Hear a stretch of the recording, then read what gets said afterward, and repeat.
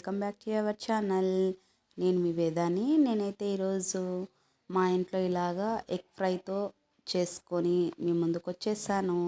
అయితే చాలా ఈజీగా టేస్టీగా నా స్టైల్లో నేను ఎలా చేశానో ఒకసారి చూసేసేయండి. మరి చూసేద్దామా?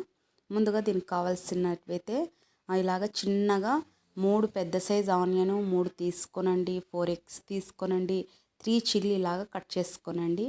ఇలాగ నేను చూపిస్తున్న విధంగా ఒక కడాయి తీసుకొని అందులో ఒక గరిటె ఆయిల్ ఖచ్చితంగా పడుతుంది.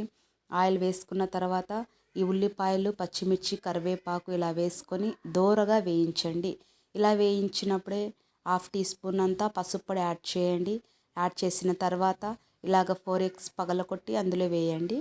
బాగా తిప్పుకున్న తర్వాత ఇంకా ఒక 5 సెకండ్స్ దింపుతున్నామన్నప్పుడు garam masala 1 tablespoon salt వేసేసుకొని ఒకసారి సాల్ట్ సరిపోయిందో లేదో చెక్ చేసేసుకొని దింపేసుకోనండి ఫ్రెండ్. చాలా ఈజీనే. అయితే గరం మసాలా వేస్తే మనము ప్లెయిన్ రైస్లకు తినేటప్పుడు చాలా బాగుంటుంది. నేనైతే ఎప్పుడు చేసినా ఇలా చేస్తాను. మరి మీరు ట్రై చేస్తారా? ఖచ్చితంగా బాగుంటుందండి. ట్రై చేయండి. చపాతీ లెక్క మంచి కాంబినేషను. నచ్చినట్లయితే లైక్ చేయండి, షేర్ చేయండి, సబ్స్క్రైబ్ చేయండి ఫ్రెండ్స్.